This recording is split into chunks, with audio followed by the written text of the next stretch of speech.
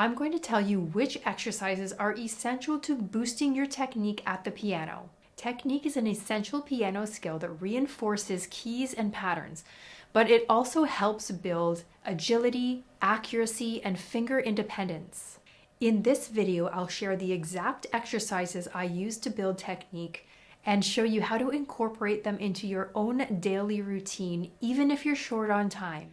Welcome to this latest video in my Musicianship Boost Series, where I share essential tips to boost your musicianship in every practice session. After I share today's essential technique exercises, I'm going to share the most important thing you need to remember when doing piano technique. Before we get into the exercises, let's go over a few quick points. First, when should you do technique and how often? Technique should be a part of your warm-up every day when you practice. It doesn't need to take long. In fact, it can take as little as 5 minutes of your routine. Even 5 minutes of technique on a regular basis is going to improve those skills. So remember that the most important thing is consistency and building on those skills as you go. If you're not super familiar with keys and scale fingerings, make sure that you have a good scale book that covers all the different keys as well as fingerings for scales and chords.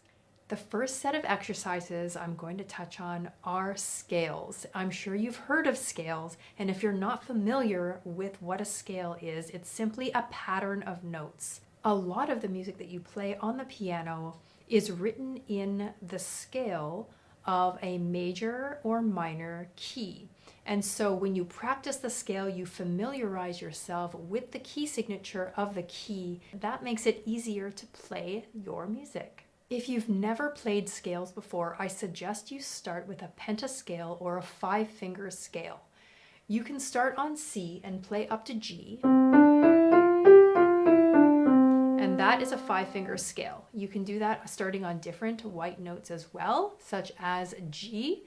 And you can make it into a minor pentascale by starting on D or A. If you are familiar with a regular octave scale, I suggest that you do a major or minor key every day. You also don't need to start by playing hands together. You can still make lots of progress playing scales hands separately 1 octave, for example, C to C on the white notes.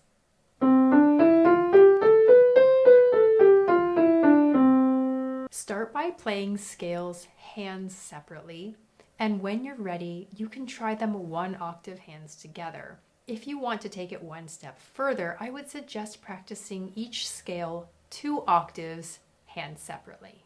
Other scales you can add would be a minor scale in the harmonic or melodic form, a contrary motion scale during which your hands play an opposite motion, and also a chromatic scale.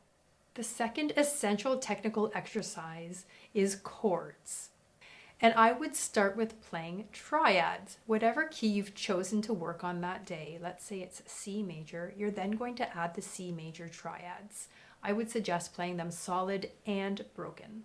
Here's the solid form, and here's broken.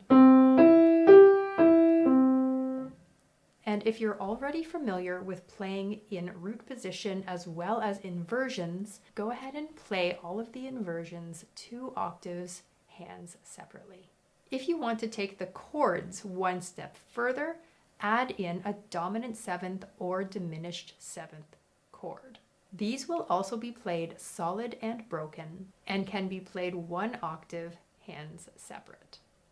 By doing technique on a regular basis, you'll notice that it becomes easier to play certain parts of your pieces, and that's your technique paying off. If you'd like to add another exercise onto the first 2 essential exercises, I would add arpeggios. Arpeggios are basically a long broken triad. Here's a 2 octave arpeggio.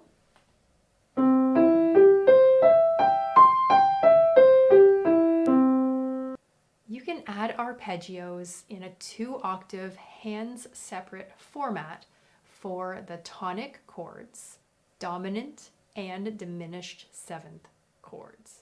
If you're already familiar with root position arpeggios and you want to take it a step further, add on each inversion of the arpeggio. You can make so much progress and build so much technique just using these scales, triads, and arpeggios formula. But if you're looking for some added ways to boost your technique and just add some variety to your daily routine, here are some exercises you can add in. Different scales you can add in include the blues scale, the pentatonic scale. You can also try playing scales in thirds, in sixths, or in tenths. One thing I add into my routine is octaves. You can change your contrary motion scale into a formula pattern as well. And finally, consider adding in some Hanon or finger independence exercises every once in a while. Finally, I want to share my bonus tip for technique, and that is that fingering is so important. If you don't learn the fingering properly from the start, you'll find it very hard to increase the speed of your technical exercises. It does take some work, but using a scale book can help. And also there are many patterns between the scales and chords. So once you learn the fingering pattern for one set of exercises, you can transfer that to other keys. I would love to know what technical exercises are regulars in your practice routine. What are your biggest challenges when it comes to technique? Let me know in the comments. And if you're looking for easy ways to boost your musicianship in a daily practice routine, make sure to check out the whole Musicianship Boost series right here.